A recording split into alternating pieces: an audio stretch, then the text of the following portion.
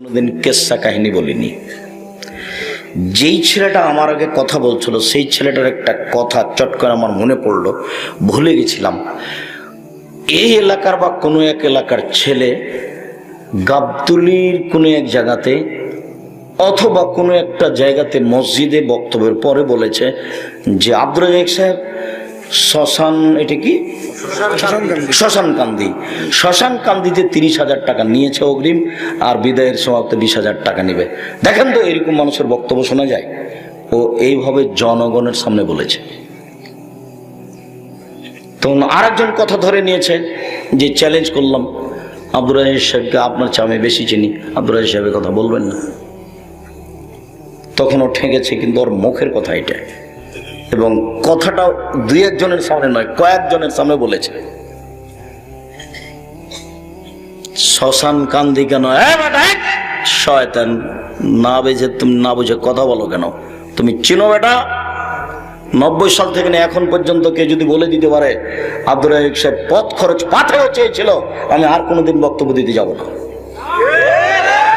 90 সাল থেকে এই যে আব্দুর পেরাই সব সাথে আছে, 90 সাল থেকে যেদিন থেকে দেশে বগুড়ার মাটিতে পা দিয়েছি, কে যদি বলে দিতে পারে যে আব্দুর রাজ্জাক সাহেব পথ খরচ চেয়েছিল পাথেও। আব্দুর রাজ্জাক সাহেব বলেছিল যে আমার নামটা একটু লিখেন, ডবল দাওরা ফারেক, ডবল কামাল, ফার্স্ট ক্লাস অমুক। আমি কোনোদিন কাউকে বলেছি এই কথা প্রমাণ না হলে বক্তব্য দেবো না। বগুড়ার একটা লোক গেছিল বক্তব্য শিখতে আপনার ওই ইয়েতে গাইবান্ধা বোনার পাড়া। তখন ও বলেছে যে বক্তব্য শিখতে হলে একটা দামি এক জোড়া জুতা লাগবে, দামি পোশাক লাগবে, দামি একটা চশমা লাগবে, অনেক কিছু বলেছে। একটা প্যাড লাগবে, প্যাডে মানে এই খায় না, এত টাকা মাথায়, এত টাকা বিদায়, এগুলো লাগবে। তখন ও বলেছে, তখন বলছে বগুড়ার ছেলেটা যে এগুলো না করলে হয় না। তখন গাইবান্ধা বোনার পাড়ার ওই লোকটা বলছে যে তুমি কি আব্দুর রাজ্জাক যে পলিথিন ব্যাগ হলেই চলে? অনেকদিন আগের কথা না, ও কথাটা ঠিক বলেছে। তুমি কি আব্দুর রাজ্জাক যে পলিথিন ব্যাগ হলেই চলে? আব্দুর রাজ্জাক সাহেবের পলিথিন ব্যাগ হলে চলে, কিন্তু তোমার তো এটা চলবে না, তোমাকে একটা ঢং মং লাগবে। মানে তোমাকে কে ডাকবে, কে তোমার বক্তব্য শুনবে কে? আমার জীবনে আমি কোনোদিন কে বক্তব্য কিভাবে করছে এটা আমি শুনতে যাইনি, আমার প্রয়োজন হয় না। আল্লাহ আমাকে যেভাবে সৃষ্টি করেছেন আমি ওইভাবে আছি, যেভাবে আমাকে বলার গতি দিয়েছেন আমি ওইভাবে বলে থাকি, ওইভাবে বলছি। কোনোদিন কোনো বাক্য কারো ধার করিনি, কারো কোনোদিন বাক্য হিসাব করতে যায়নি, কোনোদিন কোনো মানুষকে পথ খরচের কথা বলিনি, কোনোদিন মানুষকে বলিনি যে এটা লাগবে, ওইটা লাগবে, খাওয়ার এটা লাগবে, কোনোদিন মুখ দিয়ে উল্লেখ করিনি তুমি কোন সাহসে বলো এই কথা যে আগে দিয়েছে 30,000 পরে নেবে 20,000। আর মাঝে মধ্যে বলছে এই কথা, আল্লাহর কসম 90 সাল থেকে না এখন পর্যন্ত আমি কোনোদিন কেসা কাহিনী বলিনি। আমি কোনোদিন কোনো মানুষের বদনাম, কোনো মাঝহাবের কোনো দলের বদনাম করিনি। এমনিতেই সারা দেশে যখন যে জেলাতে যাই সেই জেলার লোক একটা আতঙ্কের মধ্যে থাকে, না জানি কি বলেন। কাল লক্ষ্মীপুরে ছিলাম, সারা লক্ষ্মীপুর কুমিল্লা একবারে তোলপাট, না জানি কি হয়। থানা, ওসি, দারোগা, ডিসি সব একবারে ব্যস্ত, না জানি কি বলে। অথচ একটা বক্তব্য টান দেন 250, 300, 400 বক্তব্য আছে, কোনো জায়গাতে পাবেন না, কোনো জায়গায় পাবেন না। সব জায়গাতে পাবেন বিষয়ভিত্তিক আলোচনা। যেটা শুরু করেছি সেটা দিয়ে শেষ করব। আমার কাছে অত বিদ্যা নেই যে কাছাকাছি এসেছি এক পর্যায়ে বলবো আসসালামু আলাইকুম, শেষে হয়ে গেলে আর বলতে পারিনি।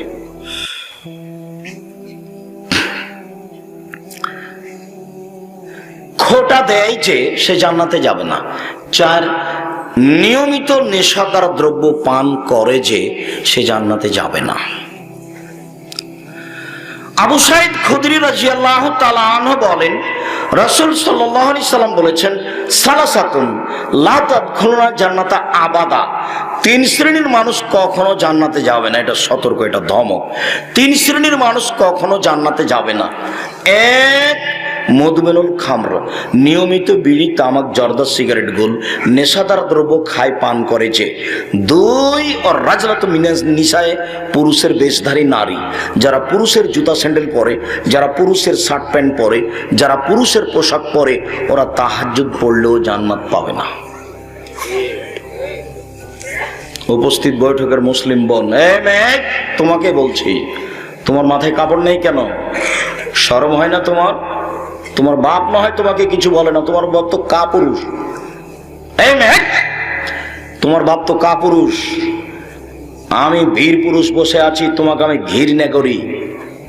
এই বলো তুমি, তোমার বাপ তো আমাকে ছাড় দিয়েছে, সেজন্য আমি আব্দুর রাজ্জাক বিন ইউসুফ ছাড় দেবো, এটা তুমি মনে করো না।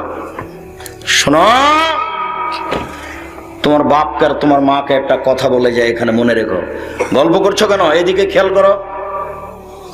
উপস্থিত বৈঠকের মুসলিম বোন, আপনি একটু খেয়াল করেন, আপনাকে বলছি। জাবের রাদিয়াল্লাহু তাআলা আনহু বলেন যে আমরা আল্লাহ রাসূলের সাথে যুদ্ধ করে এক এলাকা থেকে আসছিলাম, এখন মদিনায় ঢুকবো। তখন আল্লাহ রাসূল বলছেন, থামো থামো থামো, সবাই এখানে রাতে অবস্থান করো, সকালে বাড়িতে ঢুকবো। তখন জাবের রাদিয়াল্লাহু তাআলা বলছেন, আল্লাহর নবী, আমি নতুন বিবাহ করেছি, আমাকে বাড়ি যেতে অনুমতি দেন। এটুকু বলতেই আল্লাহ রাসূল অন্য কথা বলতে লাগলেন, বলছেন, বিকরা নাম সাইয়্যিদ। ও আচ্ছা আচ্ছা আচ্ছা, তো কুমারী মেয়ে বিবাহ করেছো না তালাক প্রাপ্তা মেয়ে বিবাহ করেছো?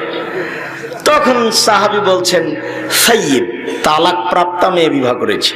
তখন রাসূল সাল্লাল্লাহু আলাইহি ওয়াসাল্লাম বললেন, হাল্লা বিক্রান্তলাইবাহা, তুমি কুমারী মেয়ে কেন বিবাহ করলে না? তুমি তার সাথে খেলতে, ও তোমার সাথে খেলতো। তুমি কুমারী মেয়ে কেন বিবাহ করলে না? তুমি তার সাথে খেলতে, ও তোমার সাথে খেলতো। যাক, রাসূল সাল্লাল্লাহু আলাইহি ওয়াসাল্লাম তো এ পর্যন্ত বললেন, এখন তার উত্তর শুনেন। এটাই হলো আপনার কথা। এই ছেলে, এটা হলো তোমার মায়ের কথা। এখন যেটা বলছি, যেটা এখন জাবের বলছেন, আল্লাহর নবী, আমার বাপ উহুদের যুদ্ধে মারা গেছেন, আর আমার 6টা বোন রেখে গেছেন, 6টা বোন। আল্লাহর নবী, আমার বাপ উহুদের যুদ্ধে মারা গেছেন, আর আমার 6টা বোন আছে। আমি আমার বোনদের সমবয়সের মেয়ে বিবাহ করতে চাইনি। 3টে কারণ। আমি আমার বোনদের সমবয়সের মেয়েকে বিবাহ করতে চাইনি। কেন? এক, লেতুয়াদ্দেবা হন না, আমার স্ত্রী যেন এদেরকে শিষ্টাচার দিতে পারে। 2, বলে তুয়াল্লেমা হন না, আমার স্ত্রী যেন আমার বোনদেরকে বিদ্যা শিখিয়ে দিতে পারে। 3, বলা তুরাজ্জেলা হন না, আমার স্ত্রী যেন আমার বোনদের মাথার চুল চিরুনি করে দিতে পারে। সৌদি আরবে শুধুমাত্র জন্মের 7 দিনের দিন মেয়েদের মাথা নেড়ে করা হয়, আর কোনোদিন মেয়েদের চুল ছোট করবে না। এটা হলো আরবিদের নীতি, ওটাই ঠিক আছে। আমাদের দেশের মেয়েরা তো 3, 4, 5 পর্যন্ত মাথা নেড়ে করছে, তারপরে ছোট ছোট চুল করে এসে দড়িয়ে বেড়াচ্ছে। ওরা এই জন্মের 7 দিনের দিন আর করে না, যার জন্য মাকে চুলের ব্যাপারে অনেক শ্রম দিতে হয়। আপনাকে বলছি, উপস্থিত বৈঠকের মুসলিম বোন, আপনাকে বলছি, শোনেন, আমার স্ত্রী যেন আমার এই 6টা বোনকে শিষ্টাচার দিতে পারে, শিখে দিতে পারে। বলো, তোমার মাথাতে এখন কাপড় নাই, এটা কোন শিষ্টাচার? নেই কেন বলো? আব্দুর রাজ্জাক সাহেব, আমার মায়ের কারণে নেই। যদি বুঝতে না পারেন তো আবার বলি।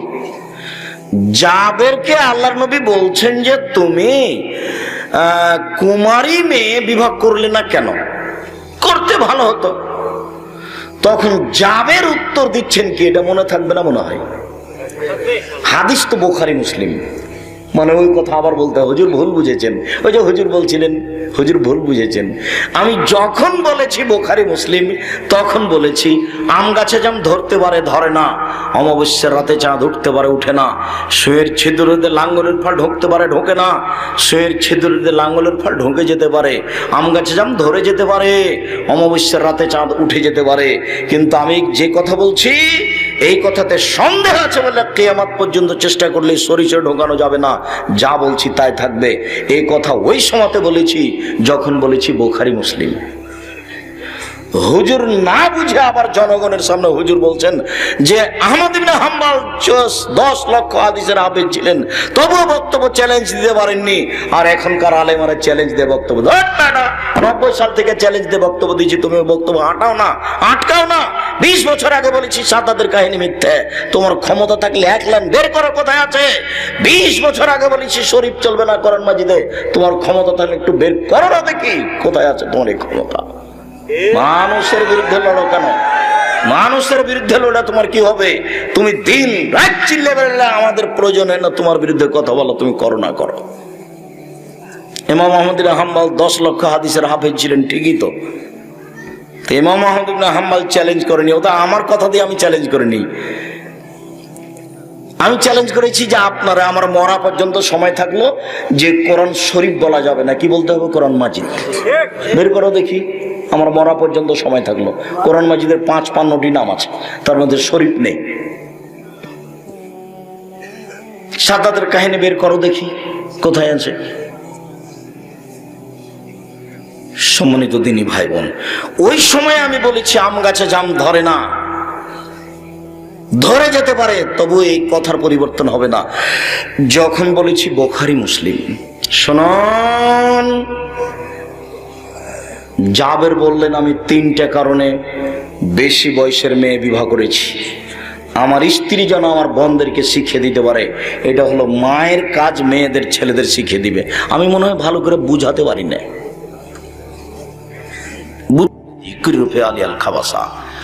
যে ব্যক্তি তার বাড়িতে বেহায়াইর সুযোগ দিয়েছ জান্নাতে যাবে না। যার মেয়ে নগ্ন পোশাক পরে স্কুল কলেজে যায়, যার স্ত্রী সাধারণ পোশাক পরে রাস্তাঘাটে ঘুরে, এরা জান্নাতে যাবে না। এসব মালিক নিজেরাই দায়ুস, এরা জান্নাতে যাবে না। পুরুষ হলে একটু কঠোর হতে হয়, শক্ত হতে হয়, যেটা দিন রাত আপনাকে বলে আসছে। মহিলাদেরকে বলেছি আপনারা এত টেনশন দুশ্চিন্তা ভোগ করছেন কেন? আপনাদের জন্য জান্নাত সহজ। যদিও রাসূল সাল্লাল্লাহু আলাইহি ওয়াসাল্লাম বলছেন আমি যখন জাহান্নাম দেখলাম শুধু নারী আর নারী, নারী আর নারী, জাহান্নাম নারী দিয়ে ভরা, তবু রাসূল সাল্লাল্লাহু আলাইহি ওয়াসাল্লাম মহিলাদের জন্য জান্নাত যত সহজ করেছেন পুরুষের জন্য তত নয়। রাসূল সাল্লাল্লাহু আলাইহি ওয়াসাল্লাম বলছেন মহিলাদের জন্য জান্নাতের 8টা দরজা খোলা, যদি 4টা কাজ করতে পারে। 4টা কাজে 8টা দরজা খোলা, যেটা দিয়ে ইচ্ছা ঢুকে যাবে। 1, 5 ওয়াক্ত সালাত আদায় করবে। 2, রমজান মাসে সিয়াম পালন করবে, রোজা থাকবে। 3, স্বামীকে মেনে চলবে, তিতা লাগলেও মিঠা লাগলেও। অনেক সময় স্বামীকে মেনে চলতে খুব তিতা লাগে, অকথ্য ভাষায় গালি দিয়েছে, একটু পরে বলছে পা টিপে দাও, তখন সে পা টিপে দিতে চায় না, চায় পা টিপে দিতে খারাপ লাগে। আর যার জন্য আপনাকে আমি বলেছি স্ত্রীকে কোনোদিন গালি দিবেন না, স্ত্রীকে ঠোঁট মোটা বলবেন না, সবসময় প্রশংসা করবেন। দিন রাত প্রশংসা করেন, সারা রাত পা টিপে দেবেন। গালি দিলেন, অকথ্য ভাষাতে মারলেন, একটু পরে কোন শরমে কোন লজ্জায় বলেন যে পা টিপে দেন। পা টিপে দেয় কথা বলো কেন? ও তো পা টিপার জন্য প্রস্তুত রয়েছে। তো আপনার স্বভাবের কারণে তো হলো না, আপনারই তো স্বভাব খারাপ। এত কথা বলেন কেন? বউকে এত গালি দেন কেন? বউয়ের এত নিন্দা করেন কেন? শ্বশুর শাশুড়ি নিয়ে আপনাকে এত কথা বলতে হবে কেন? শ্বশুর শাশুড়ি কি করেছে না করেছে সে কথায় আপনি যাবেন কেন? আর ভালো কথা বলেন, কত খেদ বন্তেন নেন। আর আপনাকে আমি বলছি দিনী বোন, এইদিকে শোনেন, আপনাকে আমি বলছি যে সংসার করতে লেগে মাঝে মধ্যে কিছু সমস্যা হবে, এ কথাই ঠিক। এরপর আপনাকে জীবন বাজি রেখে স্বামীকে মেনে চলারই চেষ্টা করতে হবে। বুঝলাম আপনাকে খুব গালি দিয়েছে, দিয়ে আপনার কাছে বলছে 1 গ্লাস পানি দাও তো, খালেদা 1 গ্লাস পানি নিয়ে আসো। তখন আপনি পানির গ্লাসটা নিয়ে সামনে গিয়ে ফ্যাকস করে রেখে দিয়েছেন, একদিকে মুখ করে। এইভাবে হবে না, যে আপনাকে একটু হাসি মুখে কথা বলতে হবে। হোক ভিতরে কষ্ট থাকবে, আপনার ভিতরে কষ্ট আছেই, কেননা আর আপনার স্বামীর বোকামি। এভাবে গালি দিবে কেন বউকে? আর এত আদেশ করে কেন? নাম ধরে ডাকবেন, স্ত্রীর নাম ধরে, খুশি হবে। নিজে নিজে কোনো কাজ করবেন না, নিজেই আপনি ওই আপনার জামাটা খুঁজে বেড়াচ্ছেন কোথায় আছে কোথায় আছে। তখন আপনার স্ত্রী মনে মনে কষ্ট পাবে, দেখছো আমার উপরে রাগ করেছে সেই জন্য আমাকে বলে না। নাম ধরে বলবেন, খালেদা জামাটা কোথায় আছে, স্যান্ডেল কোথায় আছে, জুতা কোথায় আছে, নাম ধরে বলবেন। আর আপনার নাম ধরেও বলতে পারে। বগুড়াতে একটা নিয়ম আছে যে স্বামীর নাম ধরে স্বামীকে খেয়ে নিল। স্বামীর নাম ধরা যায়, তার হাদিস বোখারি মুসলিম নয়। এই যে ইব্রাহিম আলাইহিস সালামের নাম ধরে ডাকছেন তার স্ত্রী, আইনা তাজাবা ইব্রাহিম, ইব্রাহিম কোথায় যাচ্ছেন? স্ত্রী বলছেন ইব্রাহিম স্বামীর নাম ধরে কোথায় যাচ্ছেন? নাম ধরে ডাকলে বেশি ভালো লাগে। যদি স্বামীর নাম ধরতে একটু অসুবিধা হয় তাহলে বড় ছেলের নামে ডাকবেন। বড় ছেলের নাম ইব্রাহিম, আবু ইব্রাহিম। বড় মেয়ের নাম ধরে ডাকবেন আবু মারিয়াম। বড় মেয়ে বড় ছেলের নাম দিয়ে তাকে উল্লেখ করে বলবেন, আর নাহলে সরাসরি নামটা বলবেন, ভালোবাসা গড়বে। 4, জেনায় লিপ্ত হয়েও না, বাস জান্নাতের 8টি দরজা খোলা। 1, 5 ওয়াক্ত সালাত। 2, রমজান মাসের সিয়াম। 3, স্বামীকে মেনে চলা। 4, জেনায় লিপ্ত না হওয়া। জান্নাতের 8টি দরজা খোলা। 3 শ্রেণীর মানুষ জান্নাতে যাবে না, তার 1 শ্রেণীর মানুষ হচ্ছে দায়ুস। আবু হুরায়রা রাদিয়াল্লাহু তাআলা আনহু বলেন, রাসূল সাল্লাল্লাহু আলাইহি সাল্লাম বলেছেন, সালাসা লা তাদখুলুল জান্নাহ, 3 শ্রেণীর মানুষ জান্নাতে যাবে না। 1, মুদমিনুল খামর, নিয়মিত নেশাদার দ্রব্য পান করে যে। 2, মুসাদ্দিকুন বিসসিহরি, জাদুকে বিশ্বাস করে যে। জাদু বুঝেন আপনারা? ভেলকি, জাদুকে বিশ্বাস করে যে, জাদু দেখে যে, জাদু খেলে যে, জাদু করে যে, এরা জান্নাতে যাবে না। 3, মুকাদ্দিবুন বিল কাদারে, ভাগ্যকে অস্বীকার করে যে। যা কিছু ঘটেছে ভাগ্য ছিল বলেই ঘটেছে। আমার ছেলের আপনার ছেলে ঢাকা থেকে আসছিল, আমার ছেলে গাড়িতে থেকে গেছে, আপনার ছেলে ওই গাড়ি ভালো নয় বলে আর একটা গাড়িতে উঠেছে। এবার গাড়িতে বগুড়া পৌঁছার আগে অ্যাক্সিডেন্ট হয়ে আপনার ছেলের হাত ভেঙে গেল। তখন আপনি বললেন, আরে কি বোকা ছেলে, যদি গাড়ি থেকে না নামতো তাহলে এই ঘটনাটা হতো না। এটা হলো ভাগ্যকে অস্বীকার করা। আচ্ছা, যেটা ভাগ্যে ছিল সেটা হয়ে গেছে, আল্লাহ তুমি সুব্যবস্থা করো, এইভাবে আসতে হবে, না করে উল্টা ভাবে যাচ্ছে। তো 3 শ্রেণীর মানুষ জান্নাতে যাবে না। 1, জাদুকে বিশ্বাস করে যে। 2, ভাগ্যকে অস্বীকার করে যে। 3, নিয়মিত বিড়ি, তামাক, জর্দা, সিগারেট, গুল, নেশাদার দ্রব্য খাই পান করে যে। আবু মুসা আশআরী রাদিয়াল্লাহু তাআলা আনহু বলেন, রাসূল সাল্লাল্লাহু আলাইহি ওয়াসাল্লাম বলেছেন, লা ইয়াকুনুন্না মিম্মা দিআকুম ইস্তাহিলুনাল হিরা, অচিরেই আমার উম্মতের মধ্যে এমন মানুষ হবে, আমার উম্মত এমন হয়ে যাবে, 1, জেনাকে হালাল মনে করবে। 2, অল হারিরা, রেশমি কাপড়কে হালাল মনে করবে। 3, অল মাআজিফা, বাদ্যযন্ত্রকে হালাল মনে করবে। 4, অল খামরা, নেশাদার দ্রব্য পান করাকে হালাল মনে করবে। এই ছেলে, কোনো বাচ্চা যেন আপনার পাশ থেকে না উঠে, কিছুক্ষণ কষ্ট হলেও ধৈর্য ধারণ করতে হবে। একটু ধৈর্যের পরিচয় দিবেন। ধৈর্যের কথা শুনি আব্দুর রাজাক সাহেব, কিন্তু ধৈর্য ধরা লাগে কিভাবে এটা বুঝতে পারিনি।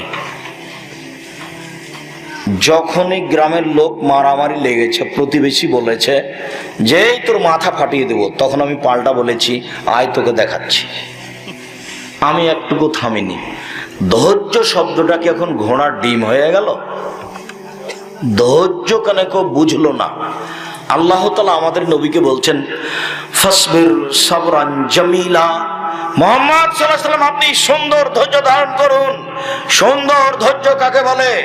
আপনি আমার ছেলেকে মেরেছেন, আমি 7 দিন যাবত খুব গালি দিলাম, তারপরে বললাম কিছু করতে না পারে যাক ধৈর্য ধারণ করি। এটি কি সুন্দর ধৈর্য হলো?